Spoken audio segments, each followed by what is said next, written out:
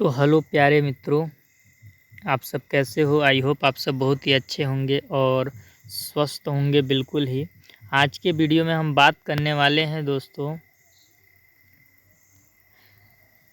आपके history subject की बात करने वाले हैं।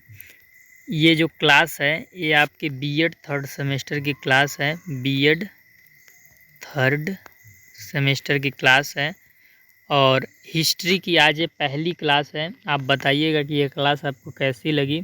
और अभी धीरे धीरे करके सारी क्लासेस हिस्ट्री की मिल जाएंगी। हिस्ट्री पे कैसे आपको लेसन प्लान बनाना है इसके लिए भी मैं वीडियो बना दूंगा जल्दी ही, ताकि आपकी जो टीचिंग ड्यूटी लगे तो उसमें आपको कोई दिक्कत न हो, आप अच्छे से लेसन प्लान बनाने सीख जाएं। मित्रों, यदि आप चैनल पे नए होंगे तो प्लीज़ चैनल को सब्सक्राइब कर लीजिएगा। वीडियो के डिस्क्रिप्शन में आपको टेलीग्राम चैनल का लिंक मिल जाएगा, तो टेलीग्राम चैनल को ज्वाइन कर लीजिएगा। लेसन प्लान की जो पीडीएफ है वहीं पे मैं आपको प्रोवाइड कराऊंगा, तो इतनी चीज़ें आप कर लीजिएगा। फिर मैं आपको जो चीज़ बता रहा हूँ, आज हम लोग यूनिट 1 का ए टॉपिक पढ़ेंगे। यूनिट 1 का ए टॉपिक आज हम लोग पढ़ेंगे। ए में क्या है, a critical study of content of history prescribed at school level and its pedagogic implications. विद्यालय स्तर पर निर्धारित इतिहास की सामग्री, यानी विद्यालय का जो स्तर है 6 से लेके 10 तक, या कह लीजिए 6 से लेके 12 तक, उसमें हिस्ट्री का क्या कंटेंट है और उसे कैसे पढ़ाना है, यानी कि हम कक्षा में उस हिस्ट्री के कंटेंट को कैसे पढ़ाएंगे, इसी चीज़ का हमें आलोचनात्मक अध्ययन करना है। इतना आप समझ गए होंगे। हम आगे बढ़ते हैं। आप देख सकते हैं कि अगर हम कक्षा 6 की बात करें, आपको पता होगा कि जो इतिहास सब्जेक्ट है 6वीं से पढ़ाना आरंभ किया जाता है और आपके 12वीं कक्षा तक जाता है।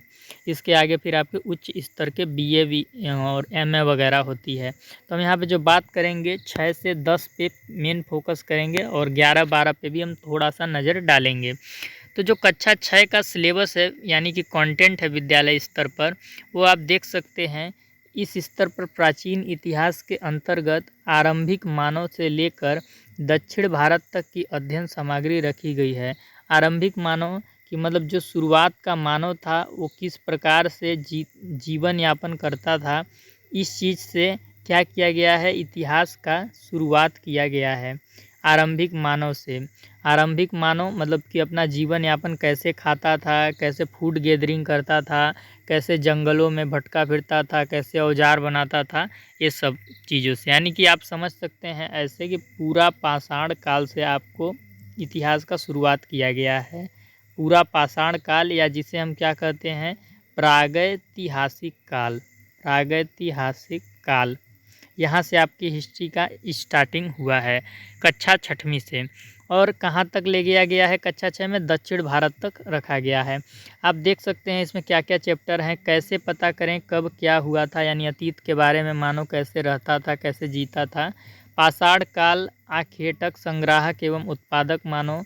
नदी घाटी की सभ्यताएं, हड़प्पा सभ्यता, सिंधु सभ्यता। वैदिक काल, ऋग्वेद, यजुर्वेद, अथर्ववेद। 6ठी शताब्दी ईसा पूर्व का भारत का धार्मिक आंदोलन पढ़ना है। महाजनपद के बारे में रखा गया है। मौर्य साम्राज्य के बारे में पढ़ाया जाएगा। मौर्योत्तर काल की क्या भारत में स्थिति थी और उसके विदेशियों से कैसे संपर्क थे। गुप्त काल को भी पढ़ना है। पुष्यभूति वंश, राजपूत काल, दक्षिण भारत तक रखा गया है। यानी कि आरंभिक मानव से स्टार्ट करके राजपूत काल यानी कि शासन काल के अंतिम स्तर तक ले गया है। इसके अलावा हम देख सकते हैं कि कक्षा 6 में कुछ भूगोल व नागरिक शास्त्र से संबंधित चैप्टर हैं, जैसे कि सभी जन एक हैं, ग्रामीण स्थानीय स्वशासन, क्षेत्र पंचायत, जिला पंचायत, नगरीय स्वशासन, जिला प्रशासन, यातायात एवं सुरक्षा। ये आपके हिस्ट्री के अंतर्गत नहीं आएंगे, फिर भी मैंने इसलिए डाल दिया है कि आपको यदि 6, 7, 8, 9, 10 का सिलेबस चाहिए, अगर आप यूपी टीजीटी की तैयारी कर रहे हैं या एलटी ग्रेड की तैयारी कर रहे हैं, तो ये सारी चीज़ें आपको पढ़नी होंगी। यदि आप सामाजिक विज्ञान के टीचर या हिस्ट्री के टीचर बनना चाहते हैं टीजीटी में, एलटी ग्रेड में, या 6 से 8 में आप सामाजिक विज्ञान के टीचर बनना चाहते हैं, तो आपको ये सब पढ़ना पड़ेगा। इसलिए मैंने संपूर्ण सिलेबस भी आपको यहाँ पे प्रोवाइड करा दिया है। फिर इसके बाद कक्षा 7 में हम देख सकते हैं भैया हमने आरंभिक मानव से इतिहास का सिलेबस आज स्टार्ट हुआ और राजपूत काल से लेकर दक्षिण भारत तक कक्षा 6 में रखा गया। इसके बाद जब बच्चा कक्षा 7 में आता है तो इस्लाम का भारत में आगमन से स्टार्ट किया जाता है और सल्तनत काल से लेके आपका मुग़ल काल तक को पढ़ा दिया जाता है। मुग़ल काल में आपके औरंगज़ेब, शाहजहाँ ये सारे चीज़ आ जाते हैं। भारत में यूरोपियों का आगमन और मुग़ल कालीन समाज की क्या संस्कृति थी, ये सारी चीज़ें हैं। और बाकी अगर आप यूपी टीजीटी की तैयारी कर रहे हैं तो जो पॉलिटी और ज्योग्राफी की अतिरिक्त हिस्ट्री है मैंने यहाँ पे डाल दिया है, आप देख सकते हैं। इसके बाद कक्षा 8 में जब बच्चा आ जाता है तो कक्षा 8 में क्या पढ़ना होता है, इस स्तर पर यूरोपीय शक्तियों का भारत में आगमन से लेके भारत में अंग्रेजी राज्य की स्थापना कैसे हुई, यानी कि ईस्ट इंडिया कंपनी की स्थापना कैसे हुई, भारत में कंपनी राज्य का विस्तार यानी ईस्ट इंडिया कंपनी का विस्तार कैसे हुआ, कंपनी राज का क्या प्रभाव रहा, प्रथम स्वतंत्रता संग्राम कब हुआ, कारण क्या था, उसके परिणाम क्या थे, ब्रिटिश राज्य के अधीन भारत कैसे हुआ, भारत में नव जागरण कैसे शुरू हुआ, राष्ट्रवाद का उदय भारत में कैसे हुआ, स्वाधीनता आंदोलन कौन कौन से हुए, यानी कि भारतीय राष्ट्रीय आंदोलन आपको कक्षा 8 में इतिहास में पढ़ाया जाता है। तो इस प्रकार से जो आपका क्रम है आरंभिक मानव से स्टार्ट करके शासनकाल टोटल और फिर भारतीय राष्ट्रीय आंदोलन पे लाया गया है। फिर हम कक्षा 9 की बात करते हैं कि कक्षा 9 में हमें क्या पढ़ना होता है, मतलब क्या इतिहास की सामग्री रखी गई है। तो भारत और समकालीन विश्व के अंतर्गत ये आपके बुक का नाम है जो कक्षा 9 में चलता है किताब, और उसके अंतर्गत मतलब कि आपको पश्चिमी देशों की सभ्यताओं को पढ़ना है, जैसे कि फ्रांसीसी क्रांति की फ्रांस में किस प्रकार के क्रांति हुए, यूरोप में समाजवाद कैसे फैला, रूस में किस प्रकार की क्रांति हुई, नाथसीवाद के बारे में पढ़ना है, हिटलर का कैसे उदय हुआ, वन्य समाज और उपनिवेशवाद और आधुनिक विश्व में चरवाहे जैसे चैप्टर हिस्ट्री में डाले गए हैं कक्षा 9 में, ये चीज़ देख सकते हैं आप। फिर वहीं कक्षा 10 की यदि हम बात कर लें तो कक्षा 10 में भारत और समकालीन विश्व के अंतर्गत किताब का नाम है आपका विश्व के अंतर्गत 2। इसके अंतर्गत यूरोप में राष्ट्रवाद का कैसे उदय हुआ, भारत में राष्ट्रवाद का कैसे उदय हुआ, भूमंडलीकृत विश्व का बनना, औद्योगिकरण का युग, मुद्रण संस्कृति और आधुनिक दुनिया, इस तरीके के पाठ डाले गए हैं। और कक्षा 11 और 12 की बात करें तो कक्षा 11 और 12 में क्या है कि जो आपने 6 से 10 में पढ़ा है उसी को ब्रॉड लेवल पे व्यापक स्तर पे आपको कहाँ पे पढ़ना है, 11वीं और 12वीं में सेम चैप्टर हैं, बस उसको आपको थोड़ा डीप में पढ़ना है। तो अगर आपको 11-12 का सिलेबस लिखना है तो आप इसमें से स्क्रीनशॉट मार के लिख लीजिएगा। काफ़ी लंबा सिलेबस है 11 और 12 का, तो मैं यहाँ पे चर्चा नहीं करूँगा क्योंकि वही सिलेबस है, बस ब्रॉड में पढ़ना है। अब हम थोड़ा सा इसका शैक्षिक निहितार्थ देखेंगे कि विद्यालय स्तर पर निर्धारित पाठ्यक्रम का शैक्षिक निहितार्थ क्या है। तो शैक्षिक निहितार्थ का मतलब क्या होता है कि हमने देखा कि विद्यालय स्तर पर क्या कंटेंट है हिस्ट्री का, उसको हम किस तरीके से पढ़ा सकते हैं। टीचर को उस कंटेंट को पढ़ाना होगा तो क्लासरूम में कैसे पढ़ाएगा। आगे तो हम समझेंगे सिलेबस को। भाई अगर टीचर को उस कंटेंट को पढ़ाना है तो उसको राज्य सरकार की जितनी भी बुक हैं 6 से 10 की, वो टोटल उसको अच्छे वे में पढ़नी होंगी। एनसीईआरटी उसको बहुत ही अच्छे ढंग से पढ़नी होंगी, और जो बीए एमए की बुक है उसका भी अध्ययन उसको अच्छे से करना होगा ताकि वो एक्सपीरियंस बेस पे अच्छा टीचिंग कर पाए। पेडागोजी पढ़ने होंगे उसको। देखिए हम यहाँ पे आगे थोड़ा कंटेंट को समझ लेते हैं। आरंभिक मानव के विकास से इतिहास का सिलेबस शुरू किया गया है कक्षा 6 से। आरंभिक मानव के विकास में क्या क्या आ जाता है कि भैया जो आरंभ में मानव था कैसे वस्त्र पहनता था, कैसे आग उत्पन्न करता था, पत्थरों के औजार को कैसे उपयोग में लाता था, लकड़ी के औजार को, हड़प्पा सभ्यता, आरंभिक नगर कौन से थे, सिंधु घाटी सभ्यता क्या थी, गंगा नदी के किनारे कौन से शहर बसे थे, फिर जनपद, महाजनपद, फिर उसके बाद आपका मौर्य साम्राज्य, गुप्त काल, राजपूत काल, यहाँ हम आ जाते हैं। तो आरंभिक मानव के विकास से स्टार्ट किया है और फिर इसके बाद शासन काल पे आया है कि भारत पे किसका किसका शासन रहा, या कह लीजिए उपमहाद्वीप पे किसका किसका शासन रहा। तो शासन में हम मौर्य गुप्त का अध्ययन कर रहे हैं। पुष्यभूति, राजपूत सल्तनत, मुगल और अंग्रेज शासन कैसे भारत में आया, फिर अंग्रेज भारत छोड़ने को कैसे विवश हो गए, ये सारी चीज़ें हिस्ट्री में क्रम वाइज रखी गई हैं। पहले आरंभिक मानव के विकास कि भाई मानव कैसे मानव का विकास हुआ वो चीज़ पढ़ रहे हैं। फिर आरंभिक नगरों का कैसे विकास हुआ, जनपद, महाजनपद। फिर शासन काल की बात की गई है कि कौन कौन से शासन काल हुए और कौन कौन से राजाओं ने शासन किया। उसके बाद कक्षा 9वीं और 10वीं में, ये आपके कक्षा 8 तक का सिलेबस है, अंग्रेज भारत छोड़ने को विवश। अंग्रेज आए भी भारत में और छोड़ के कैसे गए, ये कक्षा 6 से 8 तक आपको पढ़ा दिया गया। कक्षा 9 से 10 के स्तर पे पश्चिमी देशों की सभ्यताओं को रखा गया है, जैसे फ्रांस, यूरोप, रूस और हिटलर का क्या इतिहास था, उन्हें हम कैसे पढ़ते हैं। फिर जो भारत है उसमें इंडस्ट्रियलाइजेशन कैसे हुआ, जो आधुनिक भारत है उसका स्वरूप क्या है। इस तरीके से आपके हिस्ट्री का सिलेबस रखा गया है 6 to 10, यानी कि कह सकते हैं माध्यमिक स्तर पर। आरंभिक मानव के विकास से स्टार्ट करके शासन काल को कवर करते हुए पश्चिमी देशों की सभ्यताओं तक जाके समाप्त कर दिया गया है माध्यमिक स्तर का पाठ्यक्रम इतिहास का। 11-12 पे जो आपका पाठ्यक्रम है, यही चीज़ों को पढ़ना है, बस क्या करना है कि विस्तार से वहाँ पे पढ़ाया जाता है। तो ये तो इतिहास की हिस्ट्री थी। अगर हम बात करें कि भाई टीचर कैसे इसको पढ़ाएगा, इसका इम्प्लीमेंट कैसे करेगा, तो उसे SCERT यानी कि राज्य सरकार की बुकें पढ़नी होंगी, जो राज्य सरकार की बुकें हैं 6 से 10 की। फिर उसके बाद उसको NCERT टोटल पढ़ना पड़ेगा। उसको अपने ग्रेजुएशन और पोस्ट ग्रेजुएशन के सब्जेक्ट को अच्छे से पढ़ना होगा। फिर उसके बाद उसको पेडागोजी शिक्षण शास्त्र पढ़ना होगा। इतना पढ़ने के बाद वो क्लास में अच्छे से पढ़ा सकता है। तो इसके बाद आप थोड़ा सा इसका आलोचनात्मक अध्ययन देख सकते हैं। कक्षा 6 में इतिहास का प्रारंभ प्रागैतिहासिक काल से किया गया है। प्रागैतिहासिक काल उसको बोलते हैं जहाँ पे आरंभिक मानव के विकास क्रम को हम देखते हैं। उसके बाद आरंभिक नगर, जनपद, महाजनपद व उनके शासकों के इतिहास से परिचित कराया गया है, जो कि कक्षा 6 के छात्रों के मानसिक स्तर के अनुसार उचित है। कि कक्षा 6 के छात्रों का जो मानसिक स्तर रहता है वो ऐसा रहता है कि बच्चा भाई आरंभिक मानव का विकास समझ सकता है, नगर, जनपद, महाजनपद समझते हुए शासन काल की समझ बना सकता है। इस स्तर पर हम सरल से कठिन की ओर ही आगे बढ़ सकते हैं। और आरंभिक मानव के विकास क्रम से परिचित कराना इतिहास के अध्ययन की प्राथमिकता है। कि भाई मानव का विकास कैसे हुआ, ये हमें सबसे पहले पढ़ाना ज़रूरी है। ऐसा नहीं कि हम पहले गुप्त काल पढ़ा दें, मौर्य काल पढ़ा दें और बाद में फिर हम बताएं कि मानव का विकास कैसे हुआ, मानव सर्वप्रथम खाता कैसे था, कैसे सोता था, कैसे रहता था, कैसे सोचता था, तो ये गलत हो जाएगा। भाई हम कोई भी चीज़ को सिखाते हैं तो जीरो से सिखाते हैं और कहाँ ले जाते हैं, 100 पे ले जाते हैं।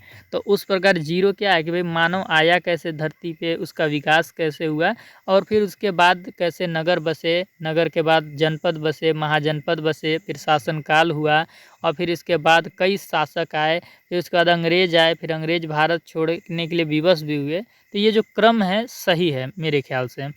क्योंकि इतिहास को पूर्णतः अर्थपूर्ण समझने के लिए, यदि हमें इतिहास को अर्थपूर्ण तरीके से समझना है तो इतिहास को शून्य से शुरुआत करके अंत तक प्रारूप क्रमबद्ध होना अति आवश्यक है। यदि हमें हिस्ट्री को अच्छे से समझना है तो हमें जीरो से स्टार्ट करना चाहिए, एकदम इतिहास मतलब तह से, कि कहाँ पे तह है, कहाँ से उसका जन्म हुआ है, और फिर हमको शिखर तक जाना चाहिए। शिखर का मतलब निष्कर्ष तक कि हमने क्या प्राप्त किया।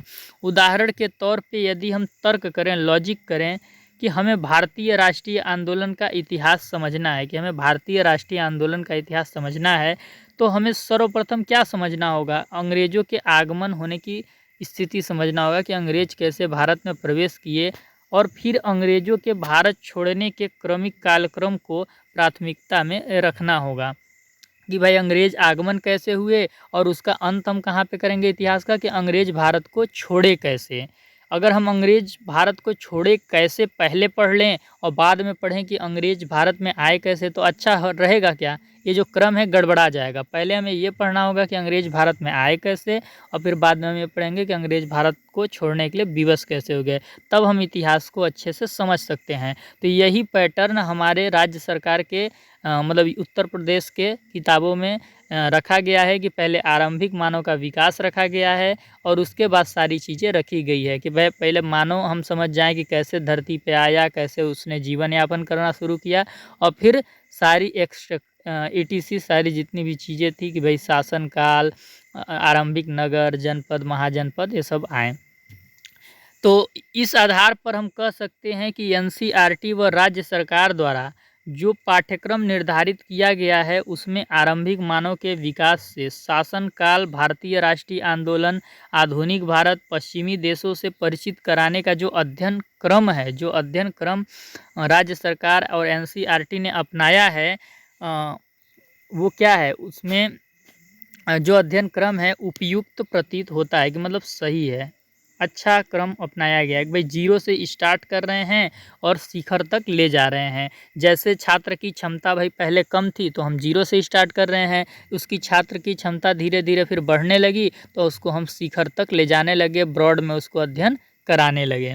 अगर इसमें कुछ सुधार की ज़रूरत है भी, मान लीजिए भाई बहुत आप अध्ययन कर लेते हैं आलोचनात्मक की NCERT का जो सिलेबस है, जो SCERT का सिलेबस है, उसमें मान लीजिए यदि कुछ सुधार की, इम्प्रूवमेंट की ज़रूरत है तो आगे बदलते समय के साथ उस पर NCERT या SCERT के तरफ से विचार किया जाएगा। भाई जैसे जैसे समय बदलेगा, अगर करिकुलम में चेंज की आवश्यकता होगी तो NCERT इसी पे भाई रिसर्च करती रहती है, उसका वही काम है, तो आगे जाके वो खुद उस पर विचार करेगी।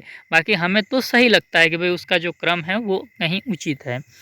फिर इसके बाद क्या है कि समाजी विज्ञान की जब बात आती है या हिस्ट्री की जब बात आती है, इतिहास विषय की, तो इतिहास विषय में कुछ प्रैक्टिकल के भी कार्य होते हैं। प्रैक्टिकल के क्या कार्य होते हैं आप पढ़ सकते हैं। ऐतिहासिक मानचित्रों का निर्माण करना। मानचित्र किसको बोलते हैं, मैं उतने अच्छे से तो मैप नहीं बना सकता, लेकिन मैं आपको एक किसी भी तरह से बना के दिखा देता हूँ कि कोई भी इतिहास की यदि हमें घटना करनी है, पढ़नी है, तो हमें ये जानना ज़रूरी होता है कि भाई मगध कहाँ पे है, काशी कहाँ पे है, पटना कहाँ पे है। तो हम मानचित्र के माध्यम से क्या करते हैं, चीज़ों को समझ पाते हैं, एक जगह पे इंटीग्रेटेड करके, संकलित करके पढ़ पाते हैं। तो बच्चा जो है ऐतिहासिक मानचित्रों का निर्माण कर पाए। इस प्रकार की ऐतिहासिक मानचित्र आपको NCERT की किताब में बहुत सारे मिल जाते हैं। फिर इसके बाद क्या है, चार्ट का निर्माण कर ले। कोई चार्ट है उस पर किसी भी इतिहास की एक घटना का वर्णन करके बच्चा चार्ट का निर्माण करना सीख जाए। रेखाकृतियों का निर्माण करना सीख जाए। रेखाकृतियों का क्या मतलब है, पर्वत, पहाड़, पठार, नदियाँ, सिंधु नदी, गंगा नदी, ये सब बनाना बच्चा सीख जाए। अभिनय करना सीख जाए। जैसे बच्चे को हम यदि गुप्त काल पढ़ा रहे हैं तो चंद्रगुप्त या कोई भी गुप्त, जो गुप्त काल के शासक थे, मान लीजिए मौर्य वंश हम पढ़ा रहे हैं तो चंद्रगुप्त मौर्य उसके पहले शासक थे, तो चंद्रगुप्त मौर्य कैसे अपना राजपाट करते थे उसका बच्चा अभिनय कर सके। महात्मा गांधी के बारे में अभिनय कर सके। भारतीय राष्ट्रीय आंदोलन जब हम पढ़ाते हैं तो ऐतिहासिक स्थानों तथा अजायब घरों का पर्यटन, भाई शैक्षिक टूर कराए जाते हैं। जैसे कि सारनाथ हो गया कि यहाँ पे गौतम बुद्ध जी आए थे और पहला अपना उपदेश दिए थे, तो इस प्रकार से टूर भी कराया जाता है। ये भी आपके प्रैक्टिकल के कार्य में आ जाता है।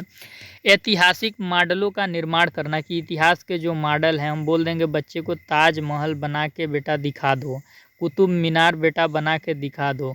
तो इस प्रकार से कालक्रम पर आधारित चार्ट का निर्माण। कालक्रम पर आधारित मतलब क्या कि कौन से ईस्वी में कौन सा राजा आया, फिर उसके बाद कौन सा राजा आया, तो ये कालक्रम के आधारित पे बच्चा चार्ट बनाना सीख जाए ताकि वो समय के हिसाब से सारे शासनकालों को अच्छे तरीके से याद कर ले। तो इस प्रकार से आपका हिस्ट्री का विद्यालय स्तर पर जो कंटेंट है वो हमने देख लिया। उस कंटेंट को कैसे इम्प्लीमेंट करना है वो भी हमने देख लिया। क्या कुछ उसका आलोचनात्मक अध्ययन किया जा सकता था वो भी हमने देखा, और क्या व्यवहारिक कार्य थे हिस्ट्री के वो भी हमने देखा। तो आई होप आपको वीडियो समझ में आ गई होगी। अगर आपको वीडियो अच्छी लगी होगी तो चैनल को सब्सक्राइब कर लीजिएगा, टेलीग्राम चैनल को ज्वाइन कर लीजिएगा। हिस्ट्री की सारी क्लासेस आपको इस चैनल पे देखने को मिल जाएंगी और आप बेहतरीन तरीके से नोट्स बना सकते हैं जो कि आपको एग्ज़ाम के समय पे काफ़ी फ़ायदा पहुंचाने वाले हैं। हम आपको आसान, सहज और सरल भाषा में समझाने की कोशिश करते हैं, जो कि आपको यूट्यूब पे और किसी चैनल पे ऐसा नहीं मिल पाएगा। तो चैनल को सब्सक्राइब कीजिएगा और फिर मिलते हैं हम आपसे नेक्स्ट वीडियो में।